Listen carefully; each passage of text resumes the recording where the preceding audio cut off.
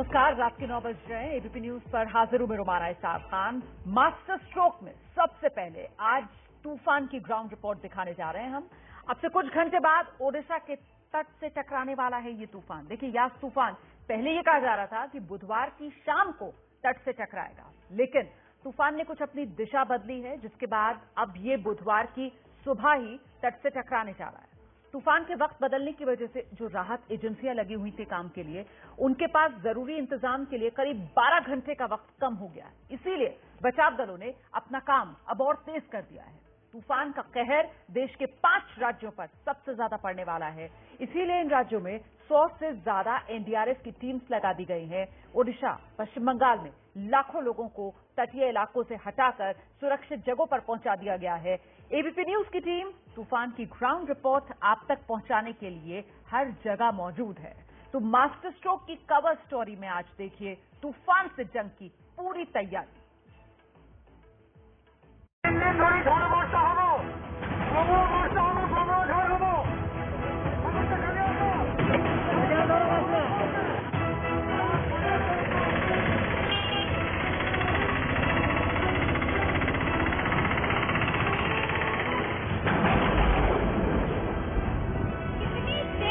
हुई है और कितनी तेज हवा एक साथ, जिसकी वजह से ये बड़े बड़े पेड़ गिरने लग गए हैं।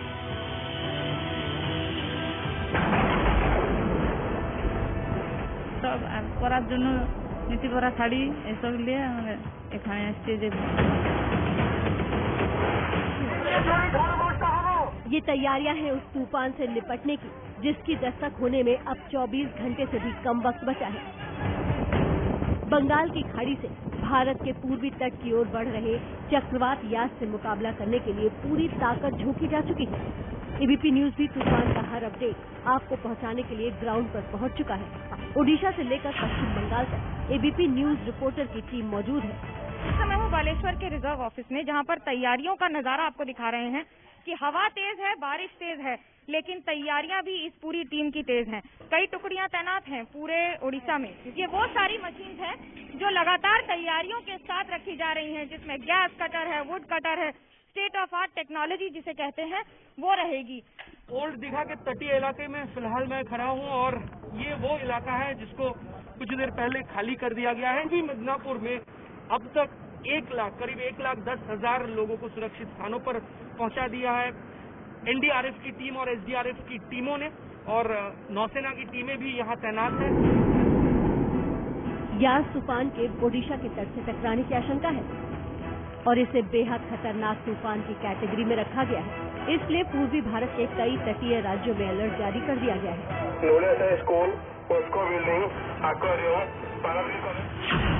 यास का सबसे बड़ा हमला ओडिशा पर होगा। इसके साथ ही पश्चिम बंगाल में भी ये तूफान बड़ी तबाही मचाएगा। इन 2 राज्यों के अलावा तूफान का असर आंध्र प्रदेश पर भी होगा, तमिलनाडु और अंडमान निकोबार में भी होगा। ये लैंडफॉल का समय कल रात था, जो कि अब कल दोपहर तक हो गया और हो सकता है कल सुबह भी हो जाए। लैंडफॉल की जगह जो निर्धारित थी वो भी शिफ्ट हो रही है। धामरा के आसपास जा चुका है ये साइक्लोन, यानी कि दक्षिण की तरफ बढ़ रहा है।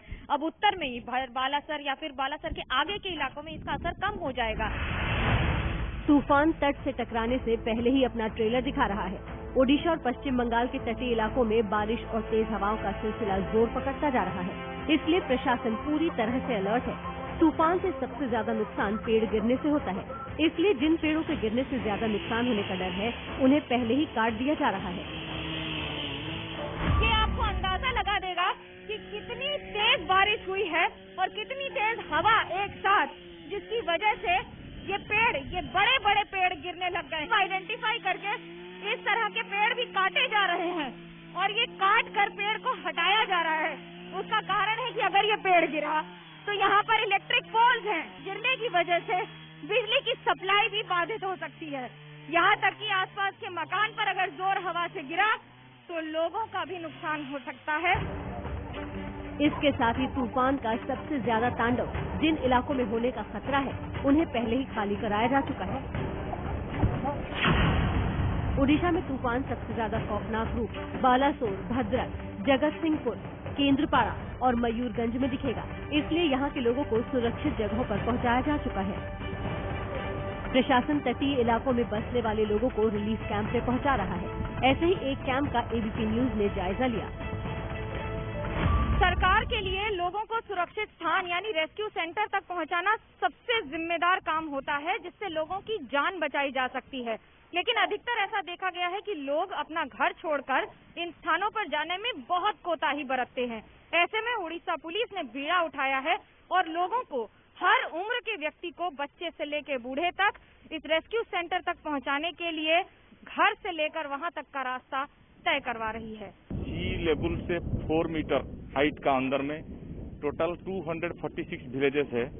उसमें पूरा कंप्लीटली इवैक्यूएशन प्रोसेस अभी तक भी जारी है। ओडिशा की तरह ही पश्चिम बंगाल में भी तूफान से निपटने की तैयारी की गई है। पश्चिम बंगाल के दीघा से सबसे ज्यादा नुकसान होने की आशंका है, इसलिए यहाँ भी तटीय इलाके खाली करा दिए गए हैं। ओल्ड दीघा में ज्यादातर देखा जाता है जब लो टाइड का समय होता है तब समंदर बहुत दूर दूर तक दिखाई नहीं देता है, लेकिन फिलहाल यहाँ तक समंदर पहुँच गया। आप देख सकते हैं केंद्र सरकार, राज्य सरकार दोनों ही तैयार है और तालमेल बनाकर काम कर रही है। तीरवर्ती जो इलाका है यहाँ पे लगभग 50 से ऊपर रेस्क्यू सेंटर खुला गया है, जिसमें मोटामोटी आपका 20-25 हजार आदमी को हम लोग रेस्क्यू सेंटर में पहुंचा दिया है और उसका खाना वाना का इंतजाम। याद से निपटने की इन तैयारियों से अंदाजा लगाया जा सकता है कि ये तूफान कितना खतरनाक होगा। मौसम विभाग ने इसे बेहद शक्तिशाली तूफान की कैटेगरी में रखा है।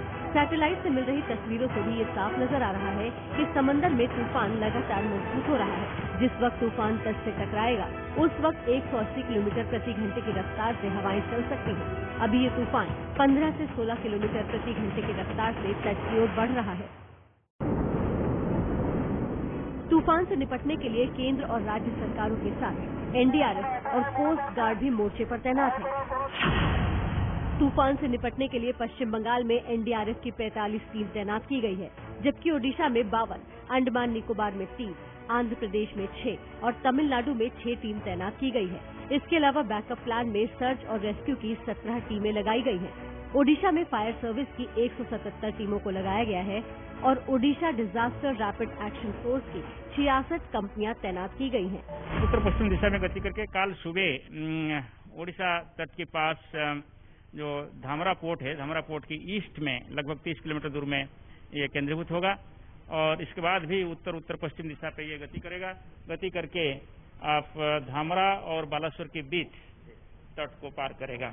जब ये तट के पास जा रहा होगा कल सुबह से दोपहर तक, इसका विंड स्पीड 155 से 165 किलोमीटर प्रति घंटा, गस्टनेस में 180 किलोमीटर प्रति घंटा हो सकता है।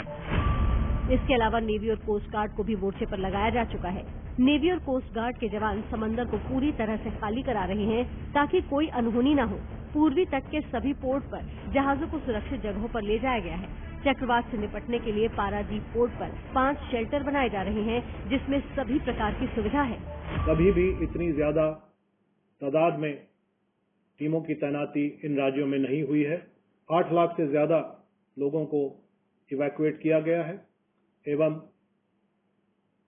उड़ीसा में 1.5 लाख से के आसपास की आबादी को इवैक्यूएट कर सेफ स्थानों पर ले लिया गया है।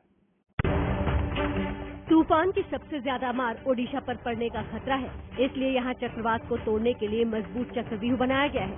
3.5 लाख लोगों को सुरक्षित जगहों पर पहुंचाया जा रहा है। कोशिश है कि तूफान से एक भी जान न जाए और लोगों को कम से कम नुकसान हो। तो जो इक्विपमेंट्स की रिक्वायरमेंट होती है वो सारा प्रोक्योर किया गया है। सैटेलाइट फोन्स इनको प्रोवाइड किया गया है, वायरलेस सेट्स प्रोवाइड किए गए हैं। ये सब के माध्यम से ओडिशा की rapid action force complete readiness में है पोस्ट साइक्लोन रिकवरी और रेस्क्यू के ऑपरेशंस के लिए। इसके अलावा आर्म्ड फोर्सेस को डिप्लॉय किया गया है जो evacuation and law and order management में भी लोकल पुलिस को हेल्प करेंगे। ओडिशा में तूफान की वजह से एक ऐसे खतरे की भी आशंका है जिससे पूरे देश में हाहाकार मच सकता है। वो है कोरोना के मरीजों के लिए ऑक्सीजन। दरअसल समंदर में पूर्वी तट पर ऑक्सीजन के 24 प्लांट हैं। ये प्लांट देश भर में ऑक्सीजन भेज रहे हैं। तूफान से इन ऑक्सीजन प्लांट पर भी खतरा मंडरा रहा है, इसलिए प्लांट की सुरक्षा के विशेष इंतजाम किए गए हैं। गृह मंत्री अमित शाह ने प्रभावित राज्यों के सीएम के साथ बैठक की और ऑक्सीजन प्लांट की सुरक्षा के लिए